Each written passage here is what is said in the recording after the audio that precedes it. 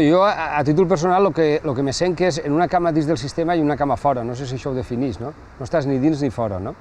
I això te dona un gran marge de maniobra. Ara, és un poc desesperant veure que dus 20 anys predicant que n'hi ha altres maneres de moure's, que n'hi ha altres maneres de viure, altres maneres de menjar, altres maneres de produir, hi ha altres maneres de ser solidaris i la cosa no acaba de quallar, no? I això em desespera un poc, no? Però mira, cada un sabrà, no?, el que fa, no? Nosaltres ho intentem, i qui vulgui escoltar, que escolte, no?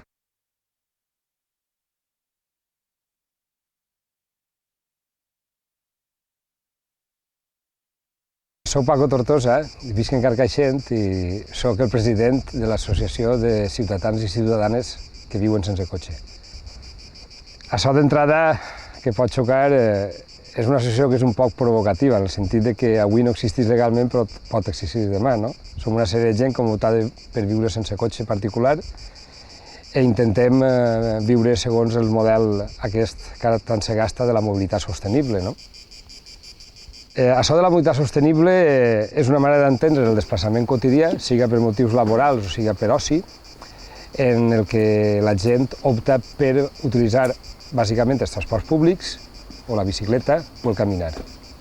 D'esta manera contribuïm a que no hi hagi els atascos que hi ha, els embossaments i tots els problemes de contaminació atmosfèrica i acústica que el tràfic quotidià avui genera tant en les ciutats com en el camp.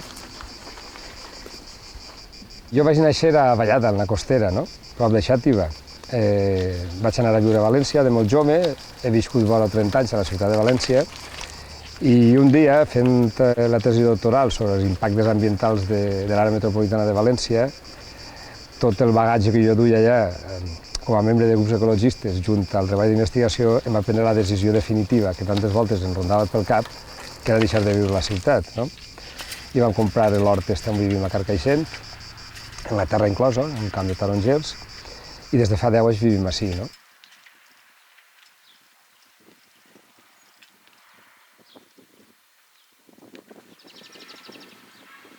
Una de les coses que més content me fica a mi a nivell personal és donar-te compte que una opció de vida personal, alternativa, per dir-ho d'alguna manera, encara que pense que l'alternatiu és el roïn, en el que no s'hem equivocat la societat en conjunt, és donar-te compte que també serveix professionalment, no? És a dir, d'allò que tu estàs convençut, del teu estil de vida, de la teva mobilitat, de la teva manera de viure o de menjar, que això es pot traslladar a un món professional i la sorpresa és que tens feina per treballar aquestes coses alternatives. La societat es demanda però no sap exactament què és el que vol tampoc dels teus professionals.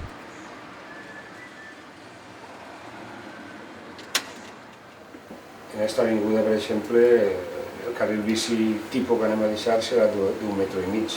Paleta d'Ocres avui en dia és una cooperativa de treball associat i intentem treballar en productes ambientals i culturals. S'inclou també el tema de l'educació ambiental.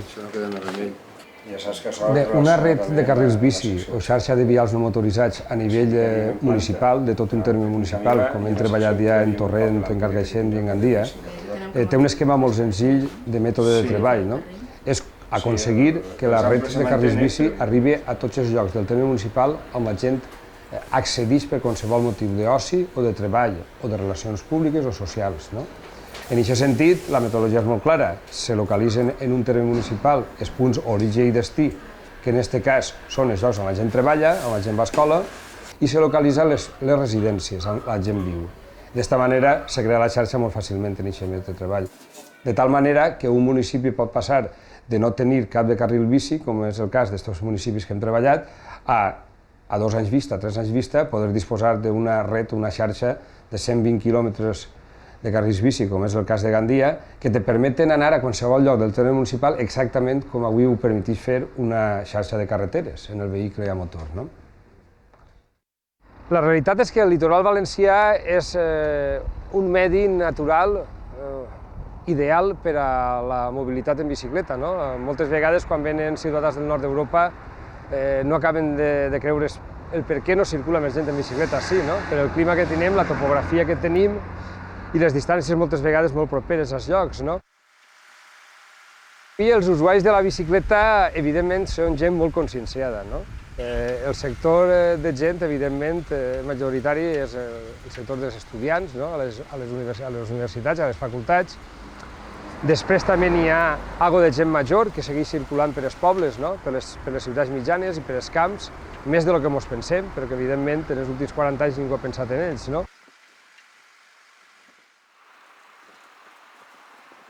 Així, a la Comunitat Valenciana, el tema de la mobilitat entre nuclis urbans propers, no? el que se diu l'espai periurbà, comença a tenir una xarxa, una red interessant de carrils bici a la calor de les carreteres noves que s'han construït, però no n'hi ha un pla que s'articule tots. És el que jo m'he cansat de dir en la Conselleria d'Obres Públiques, que tenim una xarxa de vora 1.000 quilòmetres de fideus sols. Tu agarres una bolsa de fideus, la soltes i n'hi ha molts fideus, però no estan connectats. No?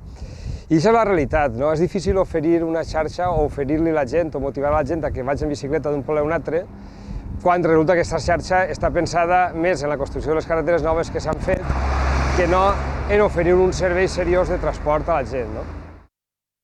El tema de la mobilitat en bicicleta a les ciutats valencianes, per desgràcia, no és l'òptim, no? Perquè xarxa de carrils bici com a tal només existeix en la ciutat de València i el seu ús no és el desitjable. No arriba a un 1,1% el número de desplaçaments que se fan a la ciutat de València en bicicleta. No? A Alacant, a Elx i a Castelló, que són les altres 3 ciutats importants, sols hi ha un projecte de xarxa en Elx i s'ha executat molt poc. No? La realitat és que avui per avui no n'hi ha una oferta d'infraestructura per a circular en bicicleta i la gent que circula és aquest percentatge que no arriba a l'1%, jugant-se la vida, evidentment, i evidentment el futur no té que ser este. Agarrar el vehicle privat per a moure't per la natura jo crec que és una equivocació de partida. No? Encara que avui massivament se fa, en Europa més bé s'està fent el procés contrari. Massivament la gent deixa el vehicle privat en casa i fa vacances pel seu compte. I en concret l'oci que nosaltres practiquem és en la bicicleta, no? que permet molta llibertat de moviment i en un moment donat la pots aparcar i caminar també, no? A la qual cosa l'ús del vehicle privat jo sempre dic que és una cosa com de l'edat de pedra, no? Com els dinosauris, una cosa en extinció. No? Dins de l'oci en la natura, sense vehicle a motor privat, l'ús de la bicicleta o bé les sabatilles per a caminar en una motxilla, en els amics i les amigues, ha fet que els últims anys hi ha una combinació que crec que és perfecta, no? I és utilitzar el tren. No? El tren és una manera molt natural i ecològica d'entrar en paratges naturals, no? En el camp, i en una bona combinació del tren més la bici tens a l'abast teu tota la natura. No?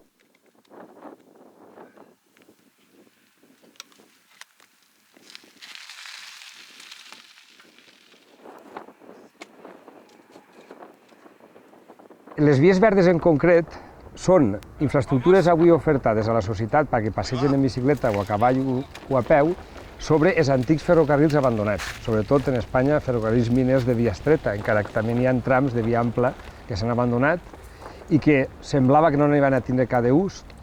I és una experiència molt interessant, no? A partir de ferrocarrils abandonats, com este últim que s'acaba d'inaugurar entre Barraques i Torres i que pront arribarà a Sagunt, i tots els carrils bici que s'han construït al construir-se noves carreteres, fan que qualsevol ciutadà pugui organitzar-se una eixida en bicicleta a partir del tren i utilitzant aquests carrils bici, no? Que donen molta seguretat i que en el cas de les vies verdes solen anar per paratges naturals molt interessants. No? I tots hem parlat de dir, ja que bonic és un viatge en tren, vas assomat a la ventanilla, vas veient tot el paisatge, ara es pot fer emulant el desplaçament del tren i pràcticament en la velocitat que tenien aquests antics ferrocarrils es pot anar per ells, per les vies verdes, com si anaves en tren, però en bicicleta.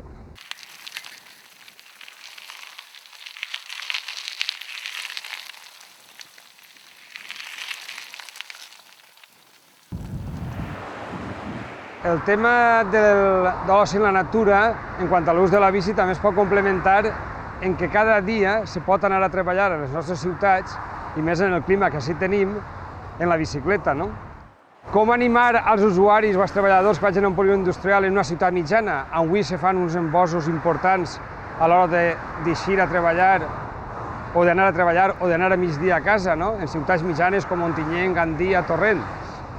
Bueno, les associacions d'empresaris, junt a l'Ajuntament, duen idea de portar a terme uns plans de motivació o de conscienciació dels treballadors, incentivant-los un poc en salari a fons perdut durant un temps, o bé inclús regalant-nos bicicletes, que és una de les coses que s'està treballant en Gandia i en Torrent, no? Encara que sé que avui per avui, en aquesta societat nostra, parlar d'aquestes coses són xocotetes utopies.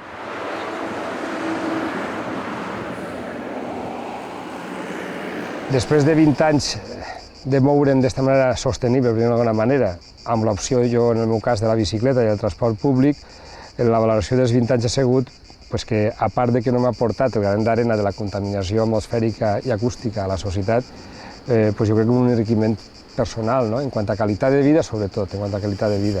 I també perquè t'ha obert els ulls a molts dels problemes, no? No n'hi ha res millor que conèixer els problemes ambientals o de qualitat de vida en els que vivim, practicant-los o vivint-los directament, no teoritzant-los sols, o no sols limitant-te a escoltar-los per televisió, no? El cridaner és donar-te compte que a mesura que van passant els anys en la teva forma d'entendre la vida, sí que te notes que vas un poc contracorrent, no? Aleshores, això té els seus avantatges i els seus desavantatges, com quasi tot en la vida, no? I bé, la veritat és que sí que se sent uno que va contracorrent en molts moments, no?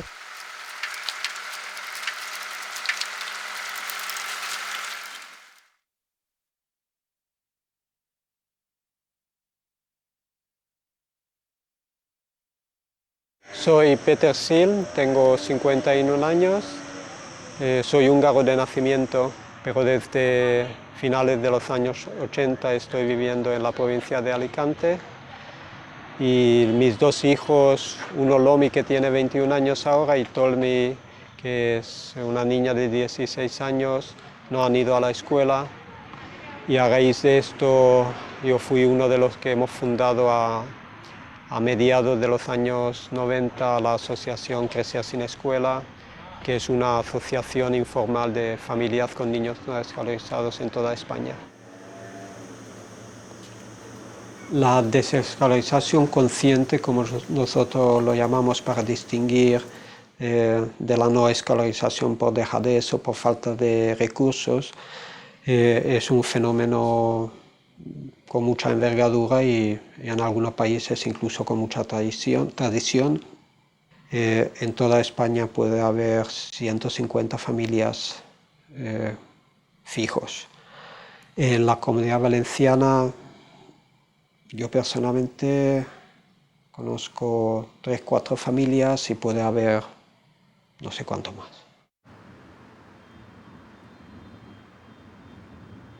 Mi hijo mayor se llama Lomi, tiene ahora 21 años.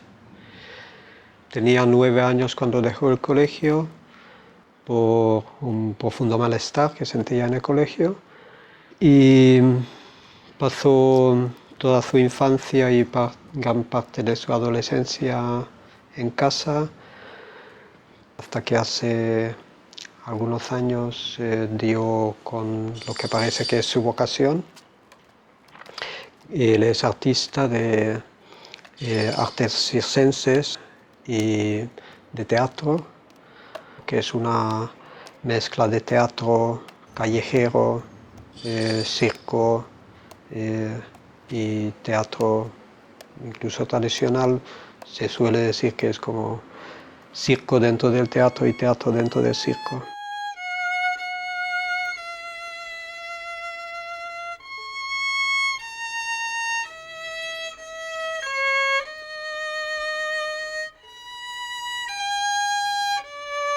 Mi hija Tolmi va a cumplir 16 años dentro de 2 semanas. Desde muy pequeña sabía que lo suyo es la música, incluso muy temprano eligió su instrumento. Ella no fue a la escuela nunca. Su primer contacto con un mundo que digamos es más escolar fue la escuela de música, que hizo 4 años. Ahí después dejó incluso la escuela de música para poder irse a estudiar con un maestro de violín. Y ahora desde hace 2 años decidió a entrar en una escuela de formación profesional de música. Pues la verdad que yo siempre he estado a gusto en casa. He tenido la posibilidad de ir al colegio si hubiera querido. Mis padres me hubieran dejado, no es que estuviese prohibido. Pero yo quería estar en casa. Una vez visité un colegio un día y dije que está muy bien, pero no me apetece, mejor estar en casa. Mañana voy a Budapest, donde dentro de un mes empiezo por primera vez en mi vida una escuela y un instituto. Y bueno, hasta ahora no ha sido ningún problema estar en casa, no quería, pero hace 2 años decidí que quiero ir a un instituto. Hice la prueba de acceso en febrero y voy a empezar ahí dentro de un mes. Como nunca nos hemos sentado y que ahora vamos a estudiar, ha sido siempre las comidas, ha sido de muchísimas horas. Hemos empezado por un tema y acabamos por otro, sacando diccionarios. O sea, al final de casi cada comida estaba la mesa llena de diccionarios. O sea, ha sido un proceso y no estaba planeado nada. O sea, para mí nunca sabía que estaba aprendiendo, simplemente sabía que sabía cosas. Por ejemplo, aprendí a leer a los 9 años porque ya estaba harta de ver carteles y no entender lo que era, y entonces aprendí a leer en 2 días.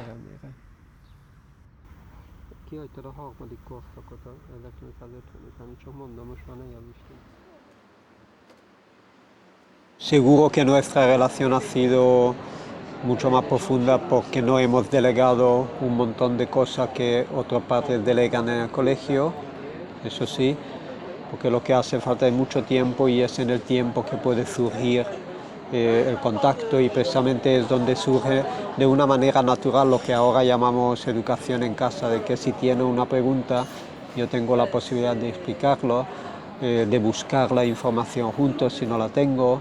Había mucho más complicidad entre nosotros también. O sea, nuestros niños sí que han tenido la sensación de que nosotros hemos sido sus aliados. Yo creo que lo que pasa es que se confunde enseñanza con aprendizaje, y aprendizaje es algo que ocurre siempre constantemente, y enseñanza es algo que hay que hacerlo y hay que sistematizarlo, y si además tienes que adaptarlo a 20, 30 chavales en la misma ocasión, tienes que ponerlo en asignaturas, en un horario. Para poner un ejemplo, ¿te acuerdas cuando aprendiste a nadar? Y la primera pregunta que pusiste cuando lograste cruzar la piscina por primera vez, ¿y cuánta agua cabe en esa piscina? Y nosotros te lo explicamos y tardaste no sé cuántos años en enterarse que lo que te explicamos eran los metros cúbicos. Pero lo que ella quería saber no era cómo calcular los metros cúbicos, sino cuánta agua había en esa piscina. Sí, entonces ya lo tenía calculado, pero no sabía lo que se llamaba. Si me dicen que calcules metros cúbicos, yo digo, ¿qué? Si me dicen cuánta agua cabe en la piscina, ya sé cómo hacerlo. Para saber si hemos acertado con permitir a los niños a no ir al colegio, en realidad no soy yo quien pueda decirlo, sino la prueba es si ellos están contentos y sienten que han podido realizar lo que querían, y hasta ahora parece que sí. Bueno, las ventajas que yo he notado al no ir al colegio es más que nada que he tenido tiempo a hacer mis cosas y no he estado obligada a hacer cosas que no me interesan. Yo diría que he tenido el gusto de estar con mis hijos durante esa etapa, que yo sé que muchos hombres cuando llegan a mi edad o a una edad mayor se arrepienten de no haber tenido la ocasión, de sentir que he podido apoyarles y que he podido acompañarles de la manera que a ellos les convenía. Pues en el futuro había pensado seguir con lo que me ha interesado desde los 7 años, o sea, ser violinista, que exactamente si quiero tocar en orquesta o ser profesora, eso no lo sé, pero eso que quiero ser violinista, eso lo tengo muy claro desde hace ya un par de años. Si soy una contracorriente es difícil decirlo. Sí, visto desde el ángulo de la mayoría lo soy. Por el otro lado, yo estoy muy acostumbrado a siempre a haber pertenecido a subculturas. Ando por la bici, nosotros hemos dado a luz en casa, soy vegetariano, y pienso que pertenezco a una corriente muy importante que a lo mejor no se cuenta por los números, pero sí por lo que nos une.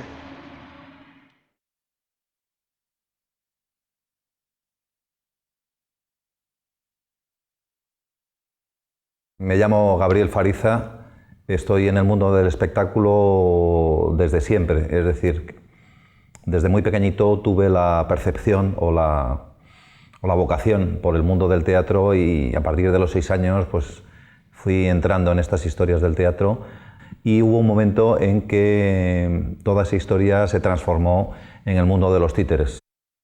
Los títeres han sido considerados siempre, tradicionalmente, a lo largo de la historia como un arte menor, porque en cierto modo lo han sido.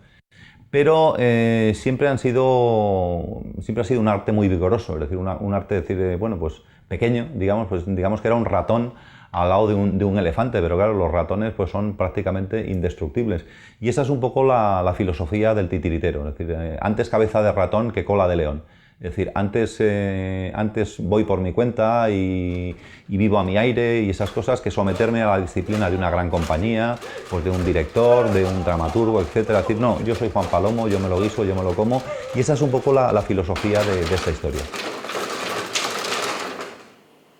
Em diuen Maite Miralles, soc valenciana, soc pintora, he viscut en molts puestos, he viatjat molt i després de molts anys vaig arribar a Madrid, allí vaig conèixer a Gavi. ¿El besito? El besito. Controla con el tema de la cabeza para el besito. I des d'entonces ja portem 25 anys treballant junts i han fet una parella a nivell personal i a nivell professional. I així n'ha nascut el Teatre L'Estrella. No, míralo a ellos, el Fausto ya se te ha ido. Ya.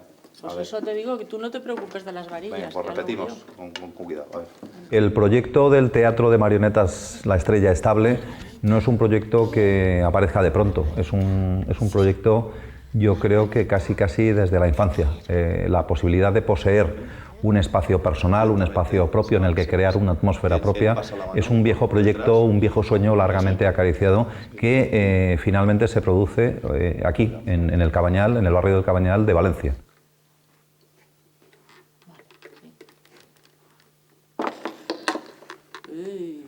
Llegamos a este barrio, de pronto este es un barrio pues, olvidado de alguna manera, las casas son más baratas, encontramos este espacio, este local, y pensamos que ahí nos cabe el teatro. I així va ser, decidirem instal·lar-nos així, a pesar de que molta gent dia que fracassaríem perquè en València un projecte que no siga en el centre pues a lo millor era més difícil. Pero aún así nos metemos en la aventura, nos metemos en la tarea de convertir una fantasía en realidad y la realidad se hace patente. 8 años más tarde del inicio de esa historia, el teatro sigue en pie, en un barrio, pues en un entorno amenazado, muy hermoso, por otra parte, muy bello, al lado del mar, y sobrevivimos con nuestros propios medios. Cuando alguien me dice sin subvenciones la vida no es posible, yo le digo sí que es posible la vida sin subvenciones, es cuestión de atreverse.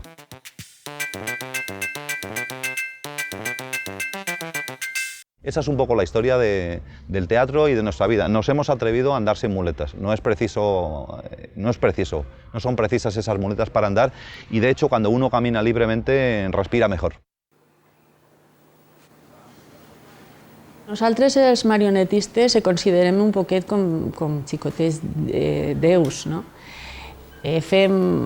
Fem uns espectacles que per el seu tamany, perquè és molt xicotet, en realitat és un univers propi, menudet, xicotet, però que és molt ampli, perquè crees tu totes les coses. Des de crear els personatges en 4 paraules i 4 ratlles, i sobre això, sobre aquesta primera idea, ja la desenvolupem i fem tot. És la creació del personatge, és modelar, és pintar, és fer els telons, l'escenografia, els vestuaris, absolutament tot. I per què ho fem així? Perquè pràcticament pensem que si és una cosa nostra, el final serà nostre també absolutament tot, personalment. O sigui, és un producte amb molta més personalitat que si tinguérem que comprar les coses d'ací i d'allà. El público infantil es un público muy especial, es un público específico. es un público virgen. Solemos decir que traen la cinta de vídeo, el cassette virgen, y graban las historias que ven en el Teatro La Estrella o en cualquier otro teatro de este tipo, la graban de una manera casi indeleble. Fausto, despierta. ¿Estoy ya en el infierno? No. Entonces, en el limbo. La relación con el público infantil, por tanto, es una relación muy especial. El público infantil, si se aburre, lo mostrará enseguida, empezará a ir al servicio, empezará a alborotar, se levantará de la butaca, armará un guirigay fantástico. Margarita, te quiero. Cuando conseguimos que en una hora no vayan al servicio y que estén plenamente atentos, es que aquello está funcionando. Entonces es una relación también muy bonita, muy hermosa, porque notas que cuando tú hablas de magia y hablas de ilusión y hablas de fantasía, el niño percibe eso como su realidad. Y entonces crear esa fantasía es algo formidable, es algo fantástico, porque tú realmente estás haciendo magia potagia de la buena. Y eso es algo impagable. Yo diría que el balance es altamente positivo, en el sentido de que hemos logrado plasmar un proyecto que era una visión, un sueño absurdo y prácticamente imposible, y sin embargo es real. Por este teatro han pasado a lo largo de 8 años más de 150.000 espectadores.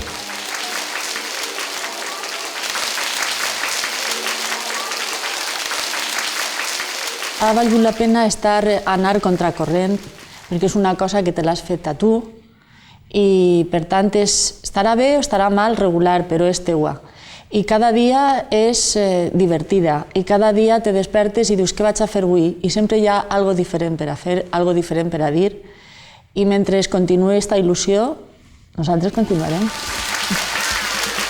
Jugaremos con todos y con todos, descubriendo un mundo de color. Un mar de fantasía, canciones y alegría, misterios, sorpresas y emoción. ¡Emoción! Fantasía